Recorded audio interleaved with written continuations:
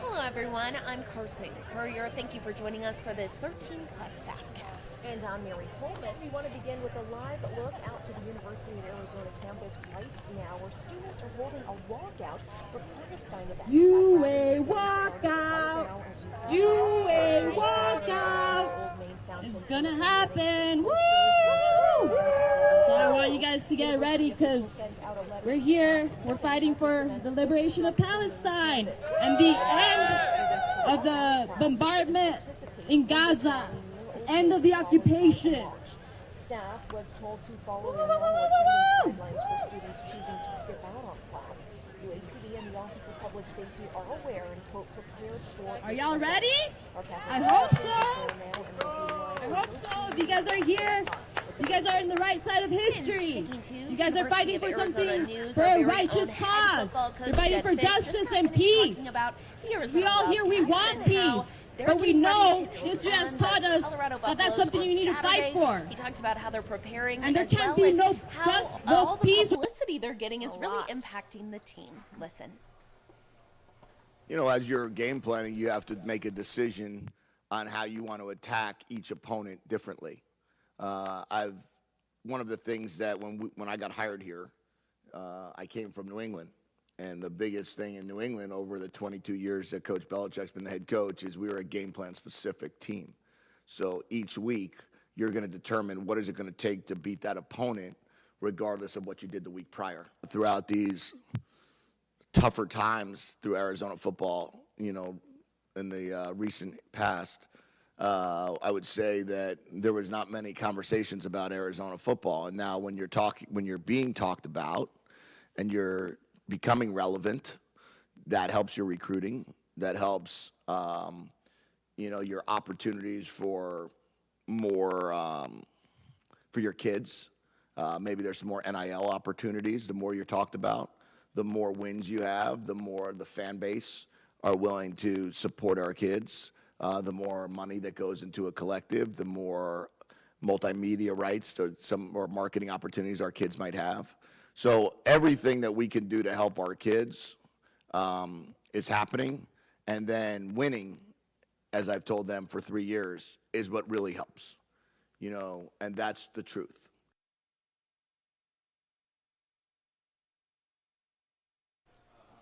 And again, our Wildcats play Colorado on Saturday at noon. Number 18 Utah is up against Washington on Saturday. We say that because they're coming to Tucson next week. We'll let you know what comes out of those games. Definitely looking forward to this weekend. Absolutely. And we have new details on a story we first brought you as late-breaking news this morning. Investigators responded to a trooper-involved shooting in the area of South Kolb Road, south of I-10. According to DPS, this all started with a chase before 2 this morning. We are told both the trooper and suspect are not hurt, and the vehicle he was driving was stolen. The suspect was taken to a local hospital for a dog bite injury and will be booked later today on several felony charges. Be sure to stay with us on air and online for the latest. And turning now to a new development involving Southern Arizona's largest school district. We are learning more about what led to lockdowns at 2 Tucson Unified Schools yesterday. Tucson police say officers responded to Anna Henry Elementary School after a report of a suspicious man there. Police say the man told school staff he had an explosive device in a backpack. Both the elementary and Saguaro High School went into lockdown. We're told the man surrendered and investigators discovered his backpack did not have any explosives. We want to show you our website here so you can get a look at this man. You are taking a look at the suspect. He's identified as 44-year-old Joshua Downing. He's in Pima County Jail facing several felony felony charges, including false reporting of terrorism. If you go to our main page here, you can see this story is on our main page here, the last one down. So if you want to read that, learn more about the situation, you can just head to KOLD.com. And happening today, jury deliberations continue in the trial of a man accused of killing a deputy U.S. Marshal in Tucson. Brian Schlesinger is on trial for the 2018 death of Chase White. Lawyers gave closing arguments, and Schlesinger was on the witness stand earlier this week. Officials say he killed White as officers were serving a warrant at Schlesinger's home for allegedly stalking a Tucson police officer. Schlesinger has pleaded not guilty to 13 charges, including murder and assault of a federal officer. And we want to have meteorologist Corey Coates joining us now.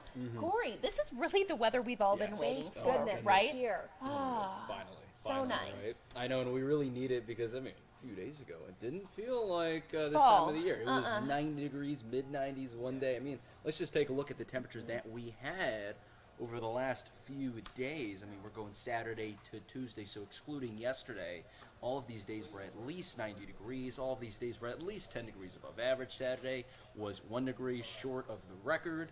Sunday actually tied the record for the hottest November temperature ever. Feels like September. November temperature ever in the month in Tucson. Monday was just one below the daily record, and Tuesday broke the daily record by 1 degree. But yesterday, things really changed. It was only a high of 80 degrees in Tucson, 76 in Phoenix, 82 in Douglas. And today, a similar story, except that's even cooler. How about it's 72 is the current temp right now.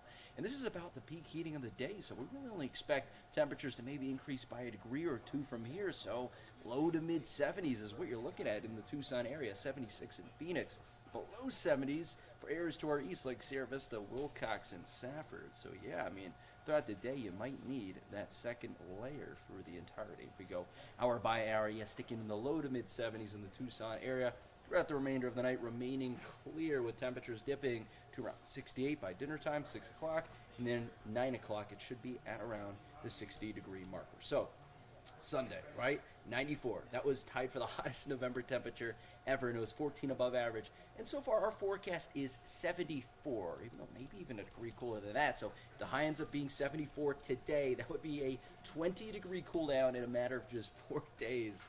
So yeah, really a flip of the switch. So now let's look at the next 3 days for different cities. Look at the city you live closest to and check out the next 3 days. This is tomorrow through the weekend, right? Still remaining cool with a bit of a warm-up on the tail end, on the end of your weekend, with temperatures mid-70s for tomorrow, Friday, and then getting up to around 80 degrees Sunday, so kind of similar. Phoenix, high 70s Friday, mid-80s for Sunday, and then Sierra Vista remaining in the high to low 60s through the weekend. So yeah, overall, everyone would remain pretty fall-like, a little warmer at the end on Sunday, but I'll take those temperatures any day of the week. Not too bad at all. If we look a little farther into the future with your temperature outlook, right, getting a little bit toastier into the low 80s to start your week next week, but you can see Thursday temperatures will be dropping right back. So now we're starting to really expect temperatures going to have a really tough time getting above the mid-80s for the foreseeable future, really starting to settle into those fall and even some winter-like temperatures possible in the next month or so. So I'm really looking forward to that. Let's talk lows, though. So this were the lows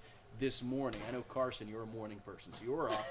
And you probably felt how chilly it was. It was really cold. Yes. I thought I need to start wearing a jacket to Yes. work. No, 46 degrees. That is 2 to 3 layers. You're going to have to get your winter coat out. I know. So 46, that is the coolest low that Tucson has felt since early April. How about in the 30s for your low in a place like Safford and Wilcox, 43 in Sierra Vista. So this was today, Thursday, 46. But look at Friday and Saturday remaining very cool. Could be even cooler for your low for tomorrow morning. We're projecting 45 as the low. Saturday, 47. Again, this stretch of lows would be the coolest since April 7th, so since early April. Now let's switch gears, take a look at that radar. We see we have a little bit of showers and maybe some rumbles of thunder going on to our south and east. That is just teasing us, missing us, moving from the southeast or southwest to the northeast. We can zoom in. A little bit of that cloud cover inching its way into southeastern portions of Cochise County, and a little bit of shower activity just to our east. So let's see if none of those showers can move a little bit west for us and help us out a bit. So this is a little bit overnight. This is 8 o'clock tonight. You can see some of these showers move just a bit to the west, and then through the overnight hours, right, trying to nose its way into Arizona. So this would be in the northeastern portion of our viewing area, northern portions of Graham and Greenlee County, possibly getting some rain. And yeah, see that blue? That's snow. A good amount of snow possible for the higher elevations and areas in the mountains of New Mexico. And then by Friday, tomorrow afternoon, this should clear out of the way. So that's a bummer. Man, teasing us a little bit, right? But this is 6 to 10 day outlook from the Climate Prediction Center. So we're in, or at least most of our regions, in the third layer of above average precip. But you can go a little bit to the west, or in portion of the state, that's in that fourth. That pretty much ensures that something in terms of rain is probably going to happen, and this would be 6 to 10 Friday to next Tuesday. So this would be late next week into next weekend and into that next weekend. So a little bit farther out. So there are some good signs. You're starting to see that in terms of rain chances. 20% Wednesday and up to 40 on Thursday. So we're certainly watching for a possible rain threat later next week. Although it is far out, things are looking somewhat positive that we could get some rain during that time. That's some great news. It is some great news. I mean, along with the fall-like temperatures, maybe some rain. Yeah. I say that's a little bit of a better pattern than mid-90s and bone-dry conditions, but that's just me. Very true, very true. Well, we've been waiting for it. Thank you, Corey. Thank you. Thank you. Awesome. Well, speaking of cold temperatures, let's Ooh, pull this up for can you guys. believe it? I feel like it's not that time of year yet, but are you somebody who November 1st hits and you're like, Merry Christmas, or do you wait until after Thanksgiving? No, I don't act that way, but everyone kind of forces you to be I in that know. mood. You go to the store, they're playing Christmas music, the decorations are up, so you're like, okay, I guess I'm being Exactly. forced to accept that it's Christmas time. I don't mind it, I don't but- mind it either. Elf 2, one of my favorite movies. So it's coming back to theaters for its 20th anniversary celebration. 20 years. I know. Oh my Isn't it gosh. crazy? Wild. So you can check this out on November 17th. This is in select locations here.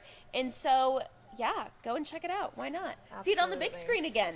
I quote Elf during the regular year, not even just during Christmas time. So what's your favorite Elf line or favorite character, Carson? Ooh.